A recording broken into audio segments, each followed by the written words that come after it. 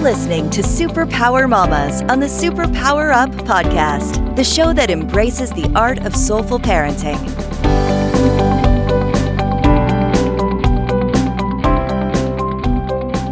Hello, everyone, and welcome. I'm your host, Laura Greco, and you are listening to SuperPower Mommas.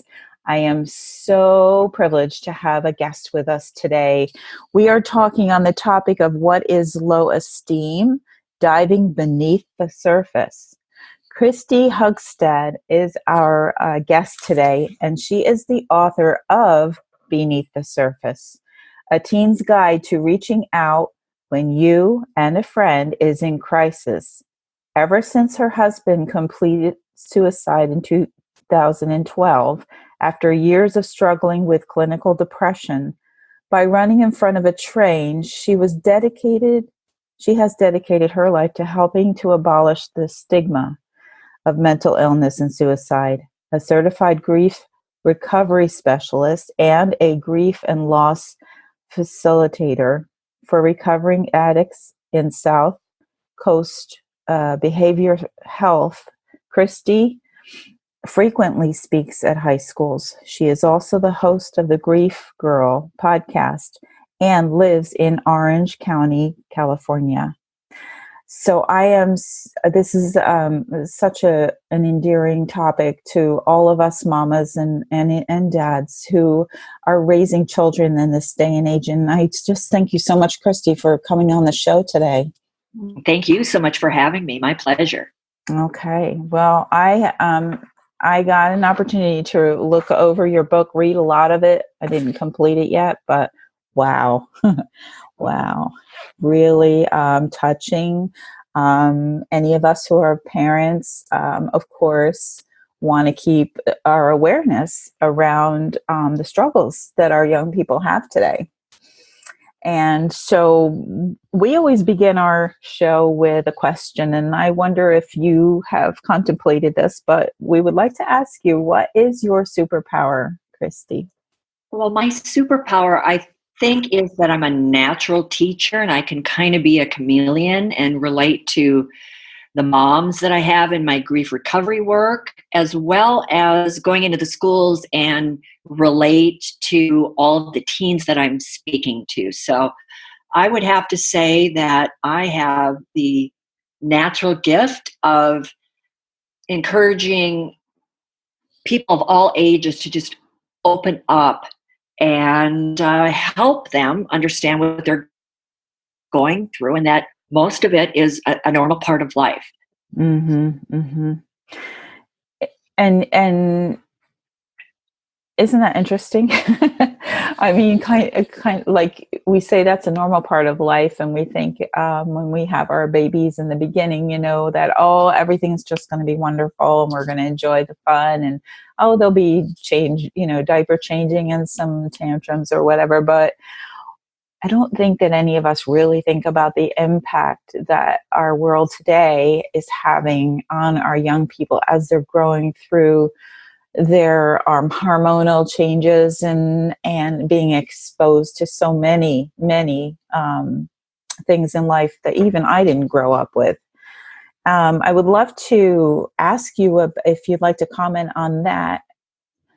Well, growing up in today's time and age is really difficult. And I think you're right that moms are not prepared because it's not like it was when we were kids. Our youth with technology now, they are 24/7. They are comparing themselves to their peers. Mm-hmm. They want to get likes. They want to be accepted, and they don't have that safe place that we had. At least for me, when I got home from school, being at home was my safe place. Right. And if somebody wanted to bully me or cyber bully me, they couldn't. Number one, they would have to call my house. Right. And so the problem now is our teens don't have that safe place. And I think a lot of moms don't realize, hey, you know what, maybe it's my job as a parent to create that safe place for them, because technology leaves them vulnerable 27. And that, I think, is something that moms are really figuring out as their kids grow up. Mm-hmm. Mm-hmm. Yeah, I agree. And it is true. I mean, it was, even when my kids were growing up, it was still not so much the cell phone stuff that we see today. Right. Right. And bullying is huge. Oh, yeah. And you know what? It's a tough call because as their mom, you want them to be accepted and loved and fit in and be a part of the community of their friends at school. Mm-hmm. So the hard part as a mom is like, how do you restrict the use of their phones? Because you want them to fit in with their peers, but you don't want them to develop a technology addiction and be dependent on the feedback from, what's going on at school and the likes they're getting on Snapchat and Instagram. So it's really hard to navigate how much of that do you restrict. So, that's really, really tough as a parent. Mm-hmm, mm-hmm. Yeah, it is. And I'm sure that is part of the reason you decided to write this book, right? Beneath the Surface. Well, I'm actually a credentialed health teacher.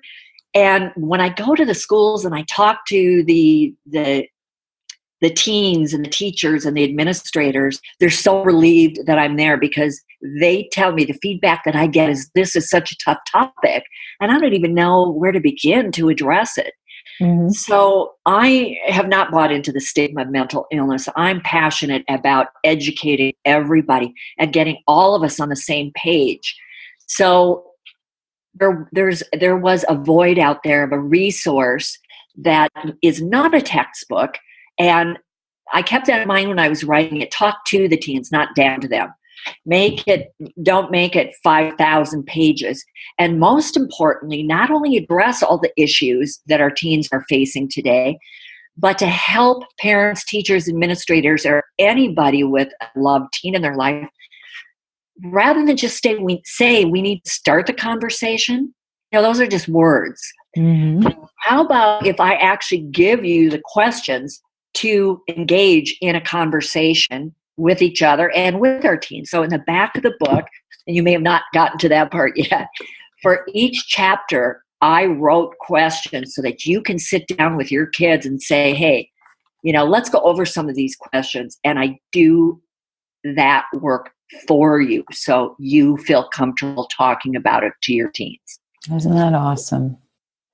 And to just to so that the parents out there understand, my youngest daughter, who I have permission to share this with others if it can help. And anyway, she developed anorexia. And I have to say that I knew nothing.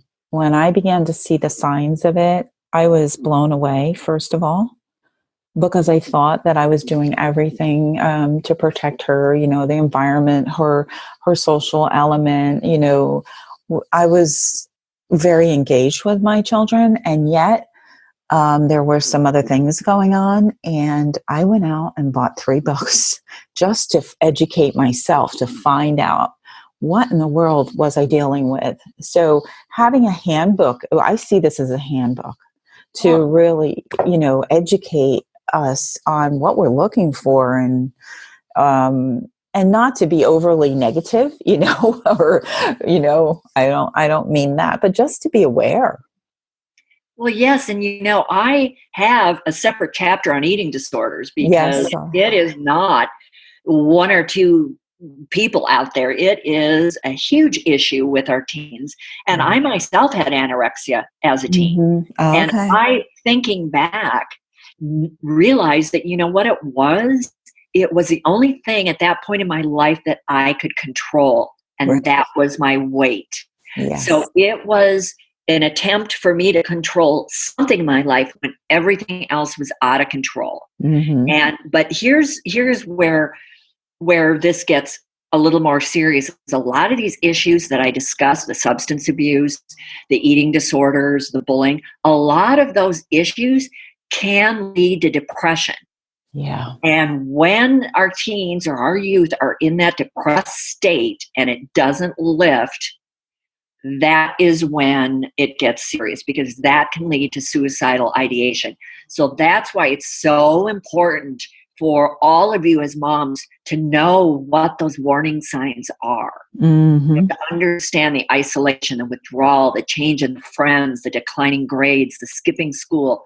All of those warning signs are a cry for help, and they should signal you that your child needs help. Mm. Yeah. And yeah, when we think about low, what is low esteem? How would you describe that? Well, I think the low self-esteem for teens comes from not getting the acceptance from their peers.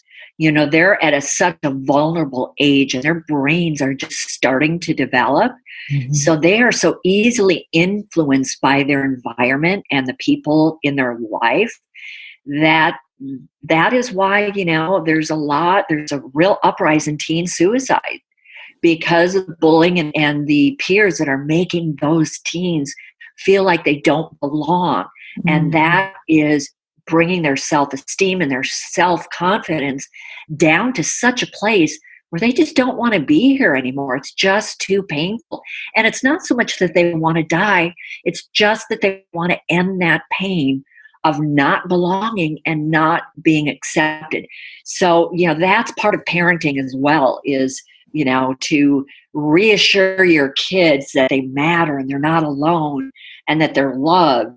And so, it's a real tough time to be a kid, because your self-esteem is usually predicated on your response and your reaction from your peers. Mm-hmm. And what you to believe to be true. Right. On account of the responses that you're getting.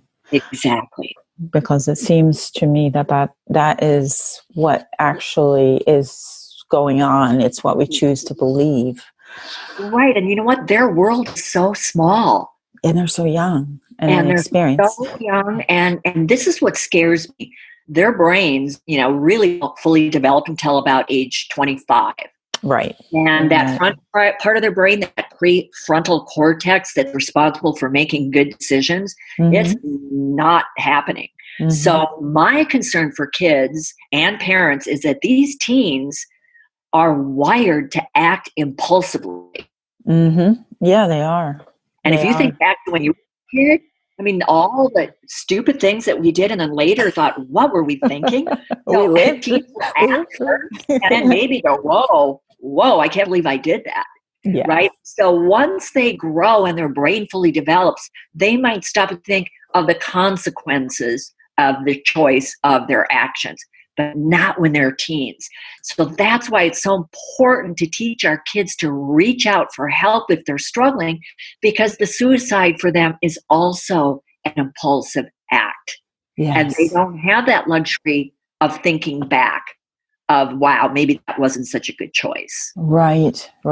And they're just in a vulnerable time in life altogether, because of their faculties not being fully developed. So as adults, we may not always remember that. And so it's really important for us to consider that. And I really appreciate you bringing this out.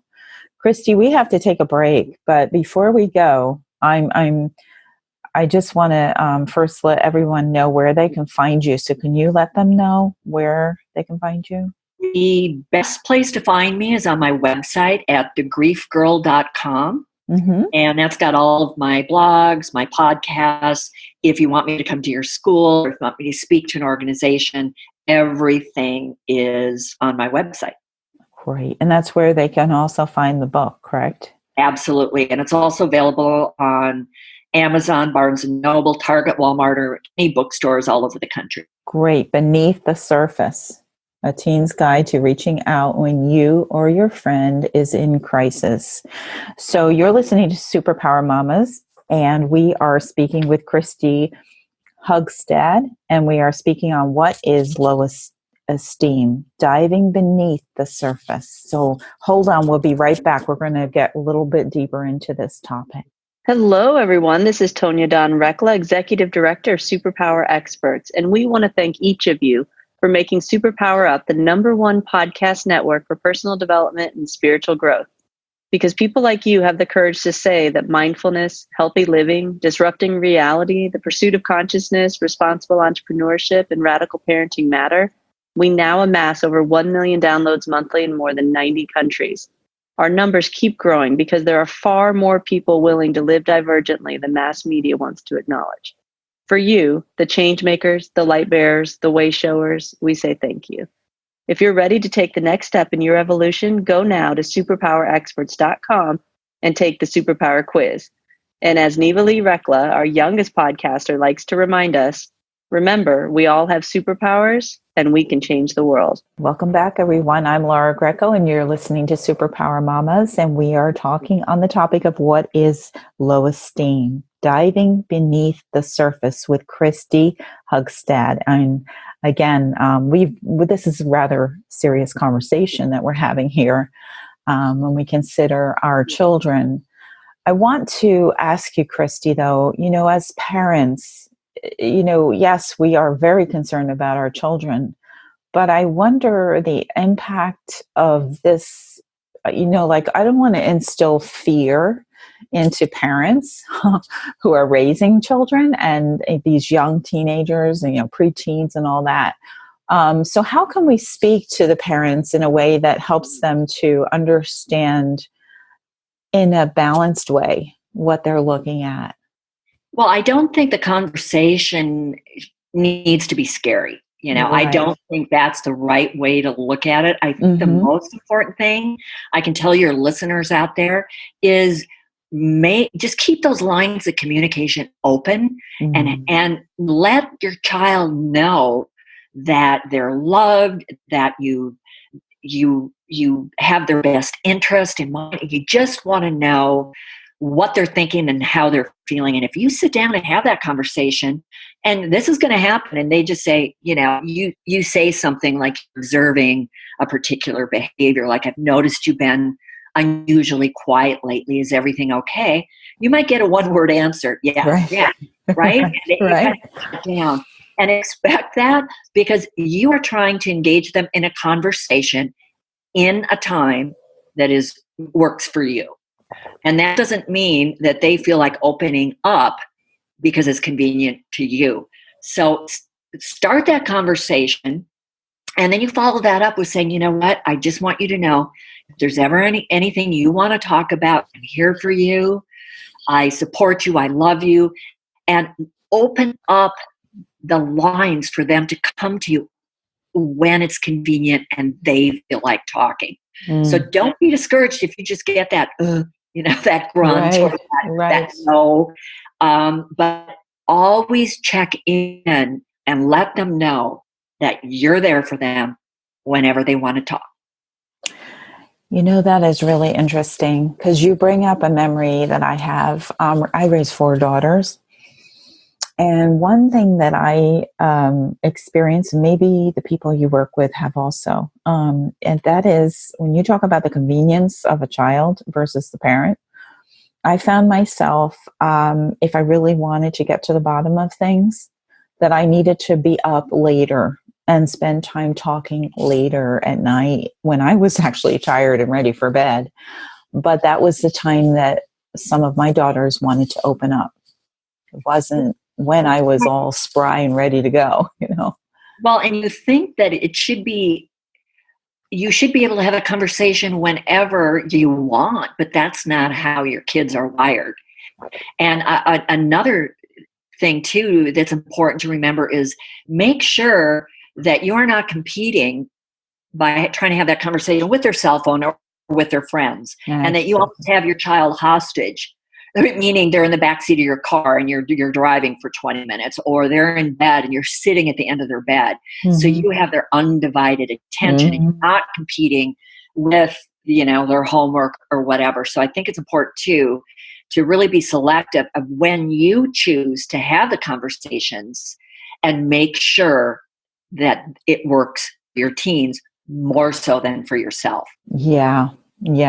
And another thing that I found very helpful was taking them out, because I have 4 girls, taking them out individually for kind of like a date time, for us, just our special time together every now and again, going for a car ride, going on a bicycle ride, like doing things, just the 2 of us was so helpful. There's a packing order with sisters, and I have sisters as well, and typically all 3 of us were with my mom.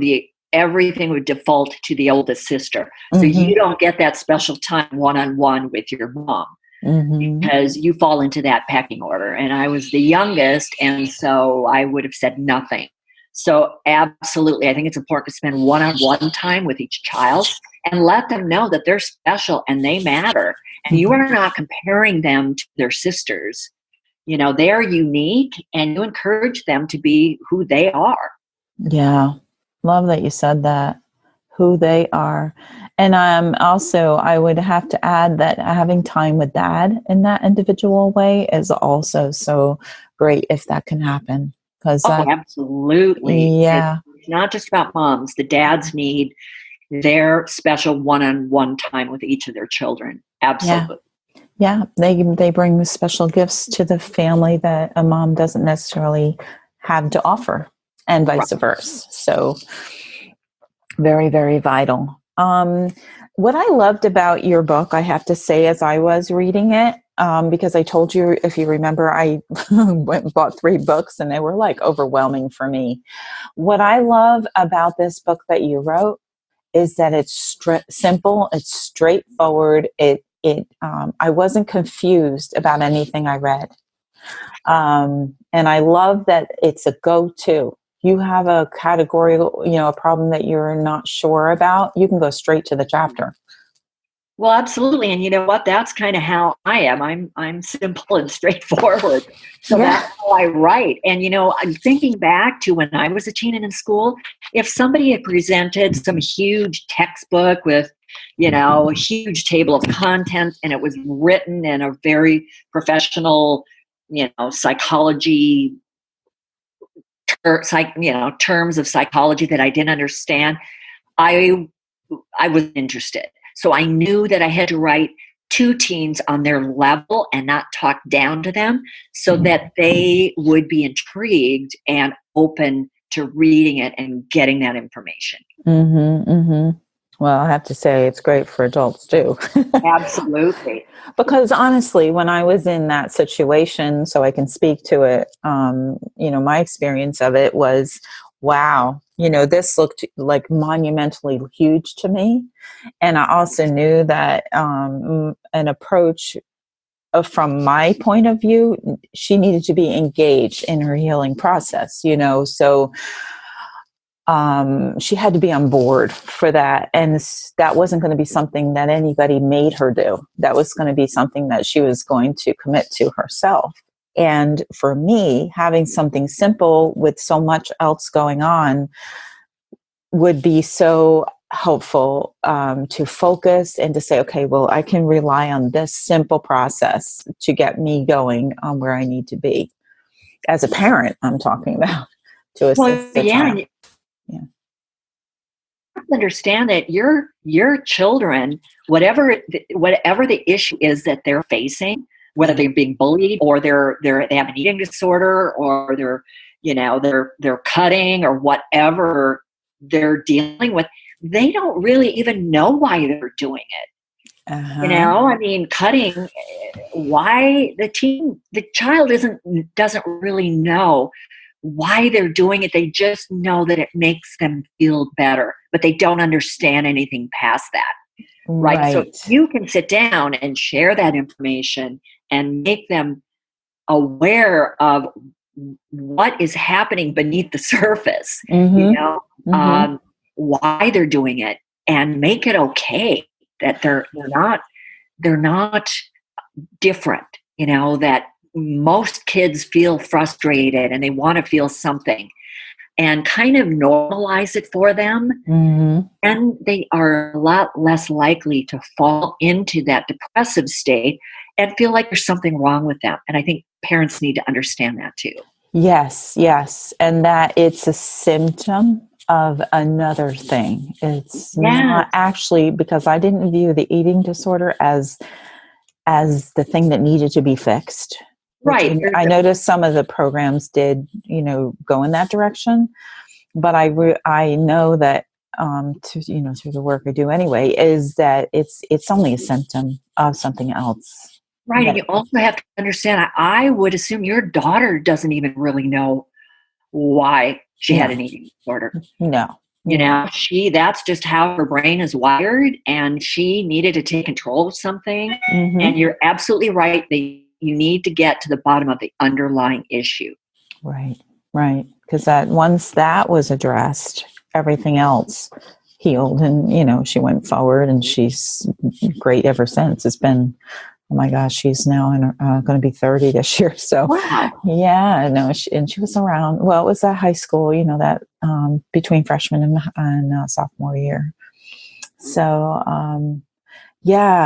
but I just, from the experience, I think about the parents that are listening to the show today, and I think about how technology is so abundant, and there's just so much more influence in our households, in the bedrooms of our children, that isn't it great to take a look at and become aware of this kind of influence and what it can mean, and so the question is, how do we go about becoming more aware and diffusing some of these issues that our children face?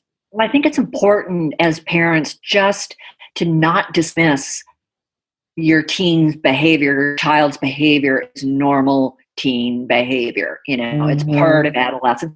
Because, some of it is, but you have to be able to navigate what's the difference between my child actually needing professional help and this is just normal teen behavior that they'll grow out of.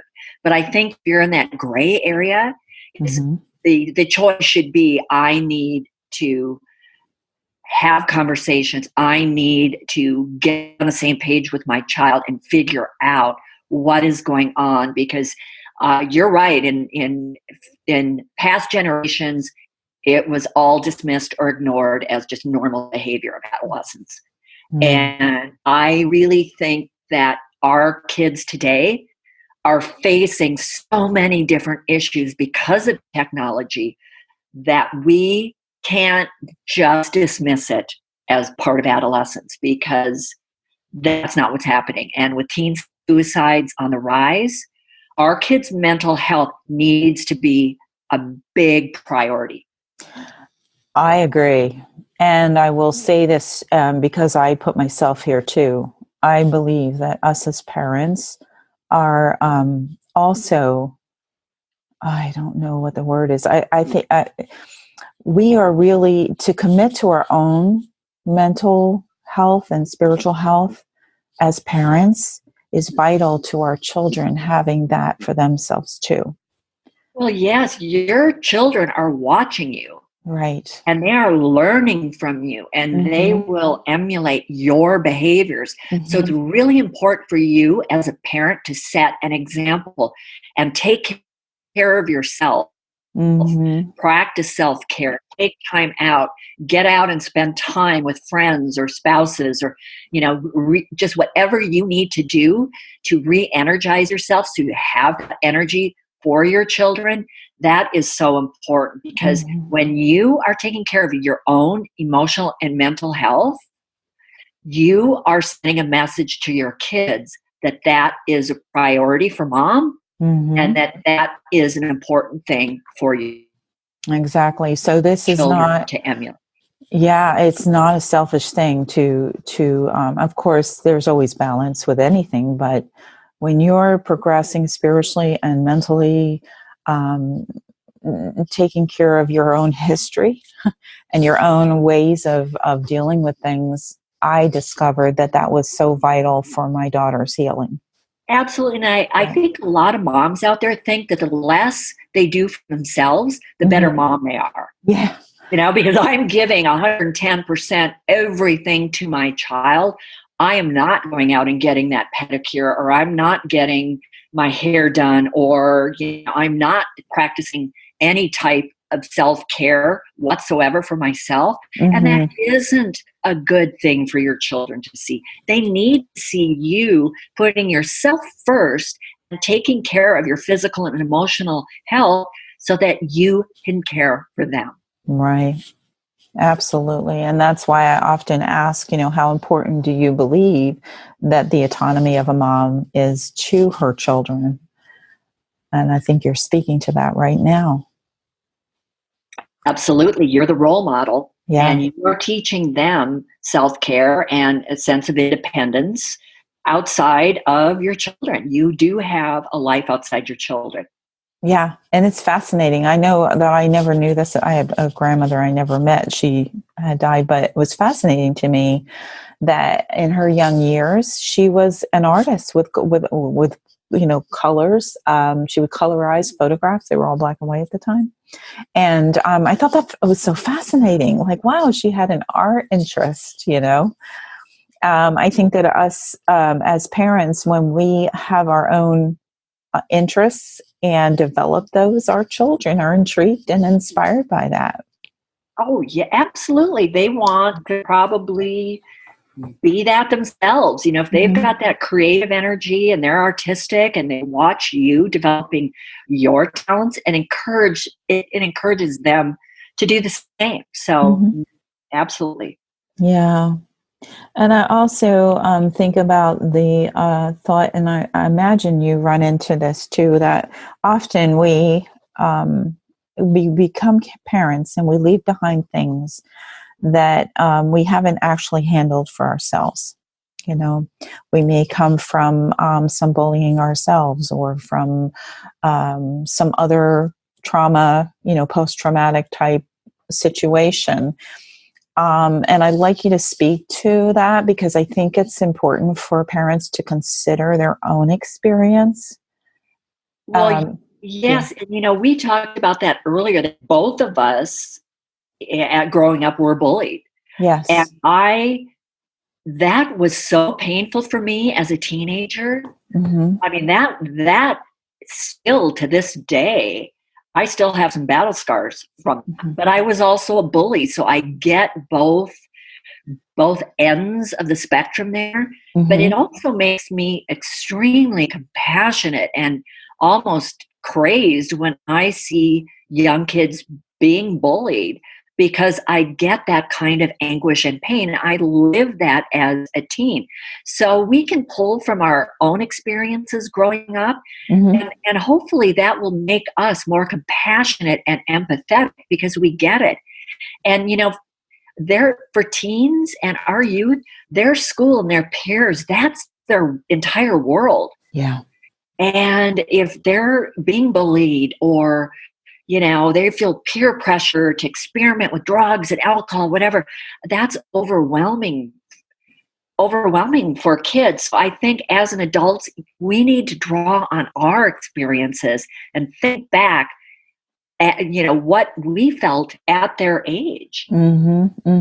Yes. And actually, sometimes that can be a scary thing for a parent to re-experience something they went through themselves. And so reactions can begin to happen without, some space to really work through that healing process as a parent, and then with our children too. Well, yeah. And I think what that teaches the parent is, some of those traumatic life experiences, you didn't get professional help when you needed it back when you were experiencing it. It doesn't go away. And when your kids are going through that, that can be a trigger for you that maybe you need to get help. Because if we could just bury all of that emotional pain that we've had throughout our lives, I'd be on this podcast telling you to do that. Yes. But it stays with you, and it is triggered probably through your own children's life experiences. So maybe that can be used as a connection with your child, but it also may be a warning sign that you need help to process what you haven't been processing. Exactly. And together we heal, right? Together we work through it. Yeah, because life has a way of putting things again and again before us until we work through them. Whatever that is that we need to work through. Right. And I do believe that as parents who are listening to the show, obviously if you've been listening for any length of time, you're already so in tune to the fact that you want to do the best for your children, but you realize that doing the best for you is part of that process for your children. And don't feel any guilt or shame because you are practicing self-care. That is a number one thing for moms. Take care of yourself first. It's like me telling you, the plane's going down. Put your oxygen mask on first before you can help anybody else. Exactly. I sometimes speak to being a parent like being in training, as an athlete. It's like non-negotiable. Like you take the time to do your rest and your exercise, right? It's not even a negotiation. It's even physically, when you take the time to exercise and get out in nature and fresh air, that is changing your brain chemistry and raising the dopamine level in your brain so that you feel better about yourself and about your family. And that needs to happen first. Yes. Perspective. It creates perspective too, which is really, really important. We can get so bogged down in our own thoughts, in a way that is it's spiraling, is what I'm trying to say. Not healthy. Beautiful. Before we go, because our time is up, before we go, Kristi, and thank you so much for being here, but is there something that you would like to say to the moms who are listening that we may not have covered? Well, I think the most important message that I have for the moms listening is that instead of trying to rule by force or by domination or rules, and just sit back and try to meet your children where they are, and don't try to mold them in what you want them to be. You want them to be that great athlete or that, creative artist or whatever, but just be open-minded and allow your children to be authentic. You, as a mom, your important role is to be there for them and listen, encourage, guide, support, and teach. Those 5 things: listen, encourage, guide, support, and teach. And if your child does not turn out to be what you expected, expect that they are not going to be the child that you want them to be, and be okay with that. You have to be there for them, whoever they are, and without judgment. Yeah. Yep. They're coming here to provide their own gift to the world. Absolutely. They are a gift to you as well. And let them grow up to be that who they really are, because it's not about you. Absolutely. I love that you shared that. Thank you so much. Thank you so much for having me. Such a healing conversation, really. Thank you, Kristi. You've been listening to Kristi Hugstad. She is the writer of Beneath the Surface, A Teen's Guide to Reaching Out When You or Your Friend is in Crisis. Kristi, where can everyone find you? You can find me on my website at thegriefgirl.com. That's beautiful. And so reach out if you have any questions or want to know more about the work that she's doing, or if you're in a position where you would like to promote education in this area and awareness for both parents and children, I'm sure, right, Kristi? Absolutely. Please reach out. I'm here to help. Okay. And thank you all, mamas, for listening. We're so happy that you're here. And I just want to remind you, please, to really remember the treasures that you are, that you already have what it takes. You do not have to worry about that. Just breathe into it, and you'll be guided in the answers. And And I know you love your children and love yourselves. Okay. Till next time, you're listening to SuperPower Mommas, and I'm Laura Greco. Are you ready to discover your superpowers? Go now to superpowerexperts.com and take the Superpower Quiz today.